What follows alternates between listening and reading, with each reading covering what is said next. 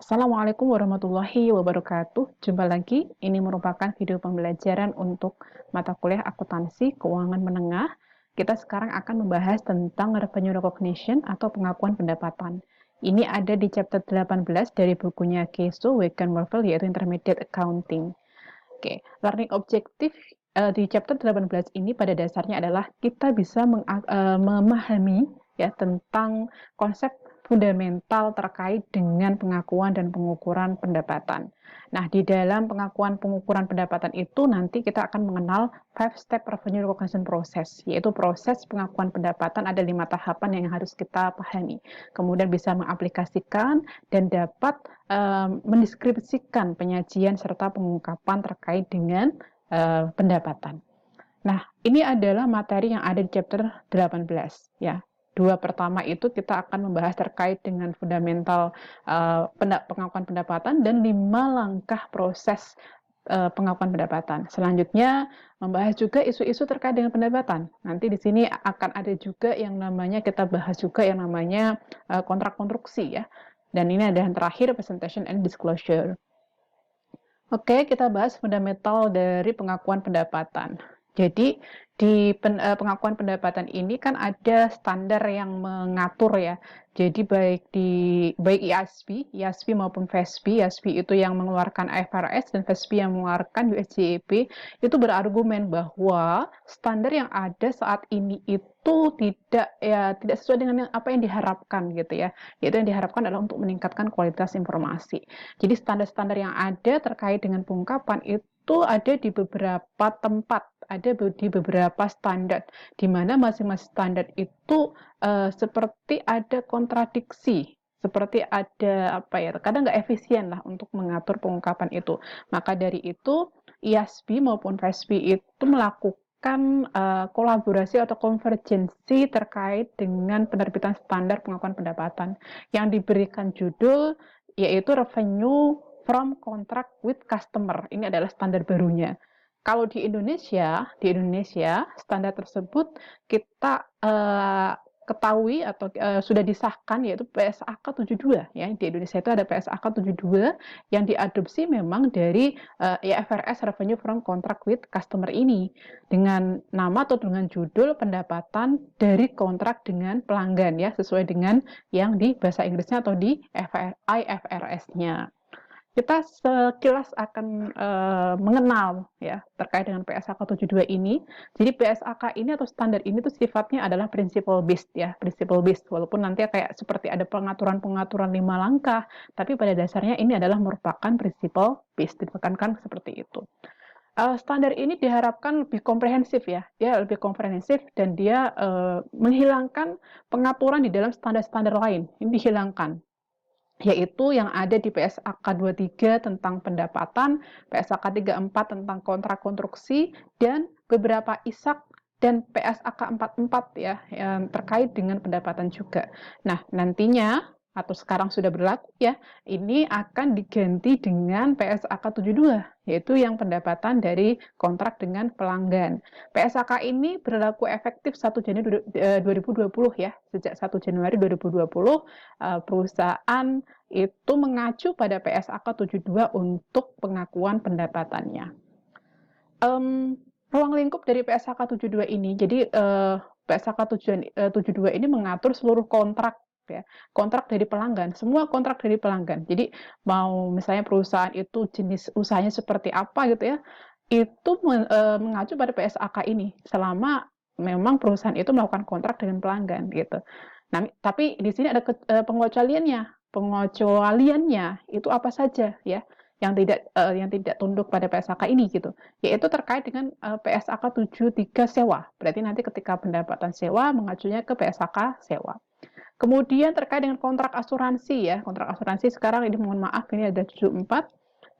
Ada lagi terkait dengan instrumen keuangan. Instrumen keuangan mempunyai PSAK sendiri, punya pengaturan sendiri 71 dan lain sebagainya ini. Ada juga yang dikecualikan itu adalah pertukaran non moneter. Ketika ada pertukaran non moneter, timbullah pendapatan dan itu dikecualikan dari ruang lingkup PSAK 72. Oke, itu sekilas terkait dengan PSAK. Kita lanjutkan lagi pembahasan di standar pengakuan pendapatan yang baru itu, ya. atau yang kita sebut sebagai revenue from contract with customer, mengadopsi yang disebut sebagai asset liability approach. Maksudnya apa sih asset liability approach itu? Maksudnya adalah pendekatan ini adalah perusahaan itu akan memperhitungkan pendapatan berdasarkan apa? Misalnya kewajiban yang diberikan oleh pelanggan. Apa sih kewajiban yang diberikan oleh pelanggan gitu kan ya? Nah, misalnya katakanlah kalau misalnya di barista, di kafe menyediakan kopi, berarti ketika ada pelanggan, dia berkewajiban, jadi ada liability-nya untuk memberikan cangkir kopi kepada pelanggan. Nah, kemudian asetnya apa? Nah, asetnya yaitu berupa imbalan dari pelanggan. Nah, itulah yang disebut sebagai asset liability approach, yaitu apa asetnya, apa liabilitasnya yang timbul dari kontrak dengan pelanggan tadi. Itu ya, maksudnya asset and liability approach. Kemudian perusahaan nanti menganalisis ya, apa kontrak dengan pelanggan tadi. Ya, karena kontrak itulah yang menjadi utama, kontrak itulah yang menjadi awal dari pengakuan pendapatan. Apakah suatu transaksi itu akan diakui sebagai pendapatan atau tidak, itu dari kontrak dengan pelanggan tadi. Nah, kontrak dengan pelanggan itu bisa dengan isinya written, by written tertulis ataupun secara lisan ya sebenarnya gitu ya. Nah, kontrak tersebut itu mengindikasikan ada ketentuan transaksi seperti apa. Kemudian menyajikan juga pengukuran imbalannya. Jadi imbalannya itu berapa dolar, berapa rupiah gitu ya. Dan ada kesepakatan yang tertera di sana gitu ya, ada deal-dealannya, itu penjabarannya seperti apa sih hak dan kewajibannya begitu. Selanjutnya, ini adalah yang penting konsep utama dalam pengakuan pendapatan. Jadi isi dari chapter ini tuh pada dasarnya ada di slide yang ini ya. Ada di slide yang ini yaitu terkait dengan tujuan utamanya apa. Kemudian yang ini nih yang utama yaitu 5-step proses dari revenue recognition. Apakah nanti akan diakui sebagai pendapatan atau tidak itu di sini. Nah, apa itu key objektifnya? Key objektifnya ini dari PSAK ya, yaitu menetapkan prinsip tentang sifat, jumlah, waktu, dan ketidakpastian pendapatan atau dan arus kas yang timbul dari kontrak dengan pelanggan. Jadi pencapaian tujuannya itu adalah mengakui pendapatan untuk menggambarkan pengalihan barang atau jasa yang dijanjikan kepada pelanggan. Kemudian mempertimbangkan syarat kontrak serta seluruh fakta dan keadaan yang relevan. Kemudian untuk kontrak individual dan portfolio kontrak itu ya, ini sama dengan yang ada di PSAK. Itu key objektifnya atau pencapaian tujuannya, tujuan utama. Untuk mencapai tujuan utama itu ada 5-step proses untuk pengakuan pendapatan, yaitu yang pertama adalah mengidentifikasi kontrak dengan customer, mengidentifikasi kontrak dengan pelanggan. Apa sih kontrak itu dengan pelanggan? Kontraknya apa sih gitu kan? Kita akan lihat nanti di bawah ya. Kemudian yang kedua adalah mengidentifikasi apakah ada performance obligation yang terpisah atau tidak. Apa sih performance obligation itu? Kewajiban pelaksanaan atau gampangannya itu adalah promise atau janjinya di dalam kontrak itu seperti apa. Kemudian ketika ada kontrak berarti nanti akan ada harga. Berapa sih harganya atas kontrak tersebut? Nah, itu kita akan menentukan namanya transaction price atau harga transaksi. Berikutnya langkah keempat itu adalah mengalokasikan harga transaksi kalau misalnya ada performance obligation yang terpisah. Ada seperti tugas yang terpisah gitu ya, kewajiban dari perusahaan yang terpisah gitu. Misalnya katakanlah ketika menjual motor ya, menjual motor itu ada jasa servis begitu.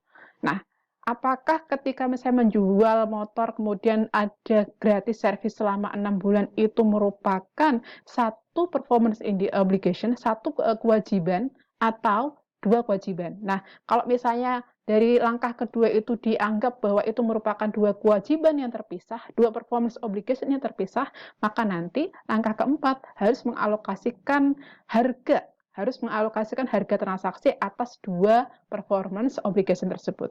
Yang pertama adalah jual motor barangnya, yang kedua adalah jasa servisnya ya, servis motor secara berkala itu. Nah, itu kalau misalnya diidentifikasi secara terpisah, maka nanti keempat harus ada alokasi. Yang kelima, mengakui pendapatan ya. Kemudian kalau misalnya sudah selesai, katakanlah tadi itu kalau misalnya barista itu misalnya barista misalnya menjual kopi, sudah diserahkan kopinya, kopinya sudah beralih ke pelanggan, artinya nanti apapun yang terjadi terhadap kopi tersebut itu sudah menjadi kontrol pelanggan, maka saat itulah pendapatan itu akan diakui. Atau misalnya tadi itu misalnya menjual motor, motor itu sudah beralih ke pelanggan, misalnya motor itu ada kerusakan, maka itu ada tanggung jawab pelanggan. Nah, disitulah sudah kita anggap sebagai pengakuan pendapatan. Karena kewajiban si perusahaan sudah selesai. Performance obligation-nya is satisfied. Maka saat itu diakui sebagai pengakuan pendapatan. Kita lihat di identifikasi di contoh yang simple, misalnya Airbus itu menandatangani kontrak untuk menjual pesawat ke Cathay Pacific Airlines sebesar 100 million, ya 100 million atau 100 juta euro. Langkah pertama kita identifikasi ke kontrak pelanggan, apakah merupakan kontrak atau tidak. Kontrak itu apa gitu ya? Kontrak itu pada dasarnya adalah sebuah agreement atau perjanjian dari dua pihak atau lebih ya, dua pihak atau lebih, di mana dari perjanjian tersebut muncullah suatu hak dan obligasi yang dipaksakan atau enforceable right or obligation, di mana agreement tersebut bisa tertulis atau bisa lisan, begitu ya, lisan juga boleh. Nah, dari agreement ini, dari step 1 mungkin nanti akan muncul apakah suatu agreement itu merupakan kombinasi kontrak ya. Jadi misalnya ada barang dan jasa secara kombinasi yang nggak bisa dipisahkan, atau misalnya bagaimana? Atau mungkin nanti ada modifikasi kontrak. Nah, hal ini nanti kita akan pelajari nanti ya sesi selanjutnya. Nah, di sini, nah itu bisa diidentifikasi bahwa memang ada kontrak karena apa? Ada penandatanganan, ada written, ada tanda tangan antara kedua belah pihak untuk mengirimkan pesawat tersebut. Yang kedua, step yang kedua, kita identifikasi pelaksanaan kewajibannya atau performance obligation-nya. Nah, di performance obligation itu, pada dasarnya performance obligation itu merupakan apa? Merupakan promise, janji ya, janji untuk misalnya mengirimkan pesawat tadi, di mana performance obligation itu kita harus lihat apakah barang atau jasa tersebut itu bisa dibedakan, distinct atau tidak, gitu ya. Nah, kemudian distinct atau tidak itu kadang bisa eksplisit di dalam kontrak atau kadang implisit, nggak tertera, nggak dijelaskan di dalam kontrak bahwa itu merupakan dua hal yang terpisah gitu ya. Nah, kemudian kalau misalnya nggak ada transfer ke pelanggan, itu berarti nanti nggak ada performance obligation yang ada. Nah, tapi kalau di dalam contoh kasus ini, itu perusahaan mengirimkan atau menjual pesawat, maka pesawat saja, maka di situ ada satu kewajiban pelaksanaan. Kalau misalnya nanti ada jasa perawatan pesawat, maka akan dicatat dua kewajiban pelaksanaan yang terpisah. Ya, ada dua performance obligation-nya gitu. Lanjut. Yang ketiga, tentukan harga transaksi. Nah, dari sini sudah ketahuan. Kita kalau di sini contohnya simpel, langsung transaksinya itu harganya dari 100 juta euro. Udah selesai ya, nggak ada simpel lah gitu. Nah, nanti baru kita akan mempelajari di berikutnya terkait dengan harga itu seperti apa. Harga itu adalah sejumlah harga yang diekspektasikan atau diharapkan dari barang atau jasa yang dijanjikan. Jadi, bagaimana menentukannya next session. Langkah keempat, yaitu mengalokasikan harga transaksi. Kalau langkah kedua tadi misalnya, selain mengirimkan pesawat juga ada jasa perawatan, maka di sini ada alokasi. Tapi karena langkah yang kedua ini hanya satu kewajiban pelaksanaan, maka langkah yang keempat ini tidak ada alokasi, gitu ya. Tidak ada alokasi harga, gitu. Langkah yang kelima apa? Ini kita lanjutkan ya, ini nggak ada alokasi ya, udah jelas ya. Langkah yang kelima yaitu mengakui pendapatan atau kewajiban. Kalau kapan sih kita akan mengakui adanya pendapatan? Kalau kewajiban pelaksanaan terpenuhi, atau tadi yang disebut sebagai performance obligation-nya is satisfied.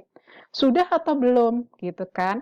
Kalau misalnya pesawat itu sudah diserahkan kepada Cathay Pacific Airlines, Cathay sudah menerima atau kontrol terhadap barang tersebut, pesawat tersebut sudah beralih ke Cathay Pacific Airlines, maka Airbus itu sudah akan mengakui pendapatan, gitu ya. Nah, ini kita juga harus mengidentifikasi kontrol atas barang tersebut. Kadang-kadang juga ditentukan bagaimana perjanjian pengirimannya, apakah FOB-nya destination atau shipping point, itu juga ngaruh. Tapi intinya bahwa barang itu kalau sudah beralih ke pelanggan gitu ya, kontrolnya sudah beralih ke pelanggan, maka bisa diakui sebagai pendapatan. Kita lanjutkan ke part berikutnya ya.